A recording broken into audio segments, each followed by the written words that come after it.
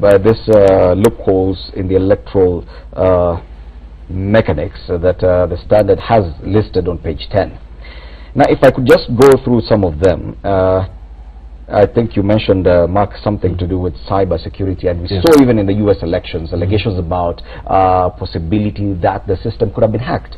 KPMG says there is no security configuration to prevent cyber attacks, which have become common globally. Remember, this time we're doing a lot electronically, so most of our data is electronic data.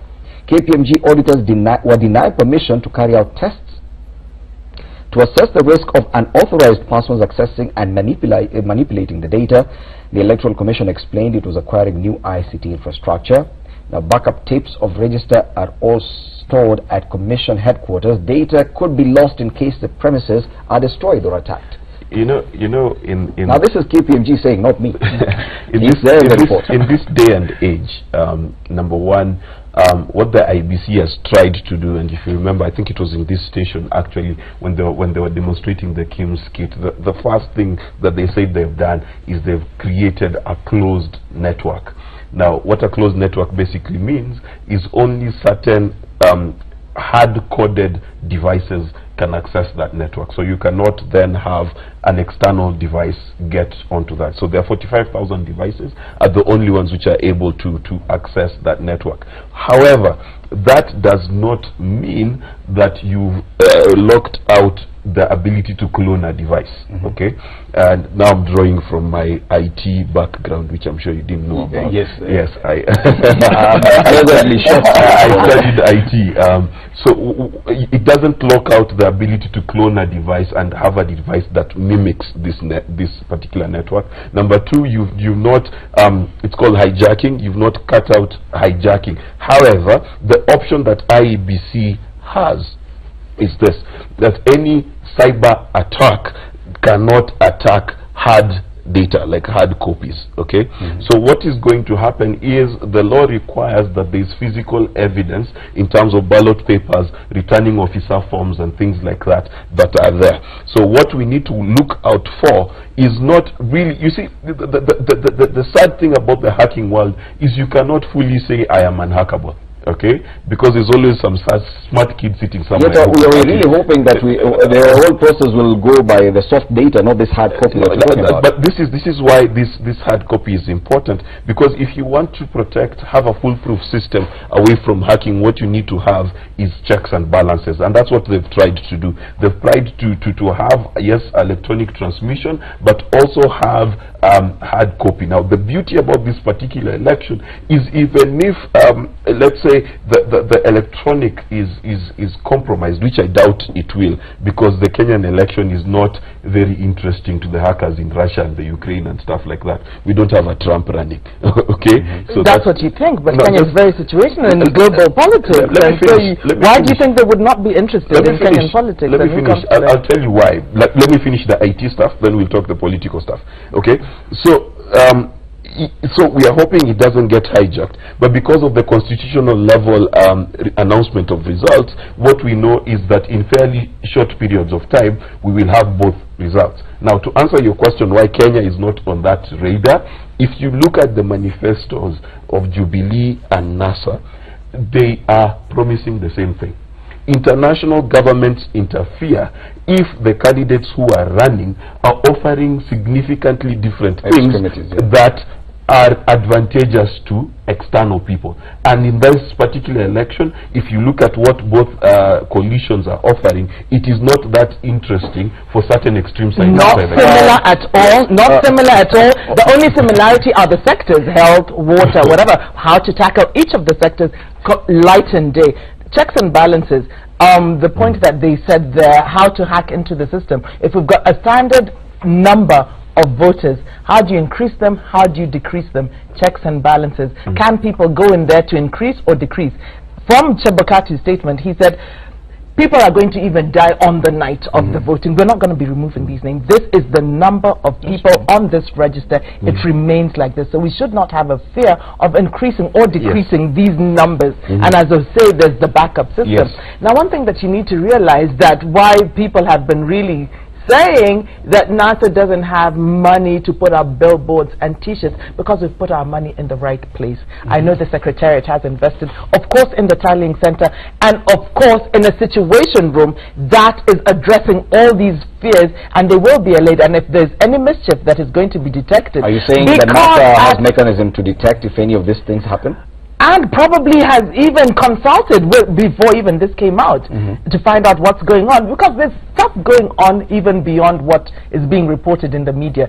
That I know for a fact, because one thing that is, I mean, the presidential candidate Raila Amolo Odinga just said, how do you win in spite of rigging? And we are taking examples that happened in Ghana and I think in Namibia, and we're also going to be borrowing a lot of the practices from the other countries that have used these systems. And so we have IT experts as good as you, and I do want to encourage you. Okay, right now there's full disclosure. Of course, now you see which side I'm leaning on. But then, of course, these fears should be allayed, because this is not built in confidence in the electoral process. We do want free, fair, credible elections, and some of these also IEBC needs to answer to. We're living in the 21st century.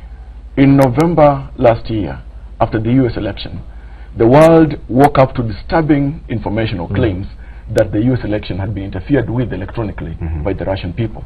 That matter is still disturbing the United States of America. It's still boggling the Russians and the entire world.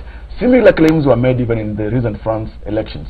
All right. Now the thing is this: of course, an IT system which is man-made cannot be immune to possible interference.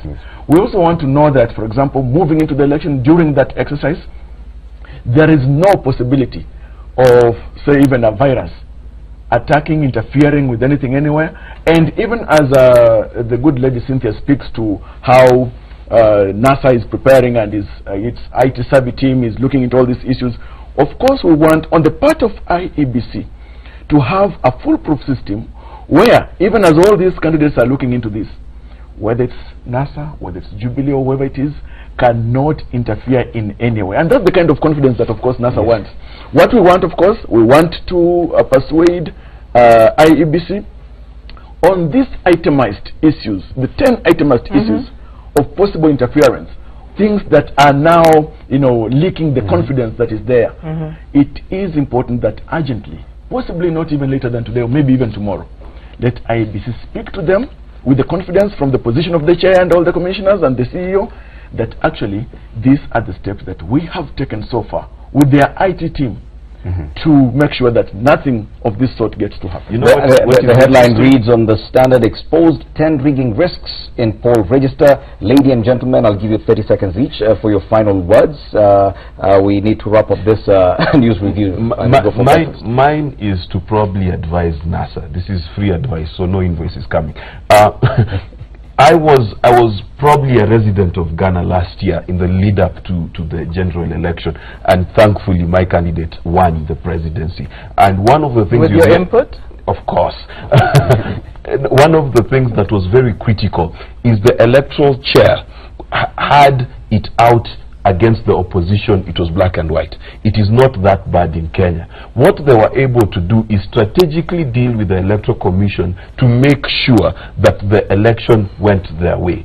So NASA, if you're listening to me, the way is not court cases, the way is strategy. Have clever strategies that make sure you are safe. A statement that you just made, do you want the Electoral Commission to go on either side of the divide, or do you want it for the Kenyan citizen, for the voter? You totally missed my point. You just said it. I'm specifically saying that in the let me clarify. In the Ghanaian election, the EC, actually, if you look at it, it's on record, had a lot of bile against the opposition. It was obvious. Okay, so much so that right there. Just wait. My goodness, can you hear me? Scary. Listen, so I'm telling you that how the opposition won in that particular election was by being strategic, winning the majority of the vote, and even being able to work with that particular EC. This IEBC is not as bad. It's not even bad as compared to that EC. What am I saying? NASA stands a very good chance of having a valid election in this particular election cycle if they would just focus on their strategy, on pulling in their numbers, and focus on winning this thing the right way. Okay, Cynthia. The focus is right there. We are focused on stopping any mischief, and I'm beginning to say we. Of course, I came in to talk objectively, but you now have to let my objectivity was thrown out of the window, and now I speak as NASA, and to just say that we will win in spite of rigging, and those are the clauses why you see that we have gone into court cases and everything. What we want to encourage the electoral body is to at least build confidence of the people. It's good you actually admitted that you're speaking as NASA. Yes, because then if Algorai doesn't print, will government printers print, or will De La Rue print? Will it be a local solution? Will it be an international solution?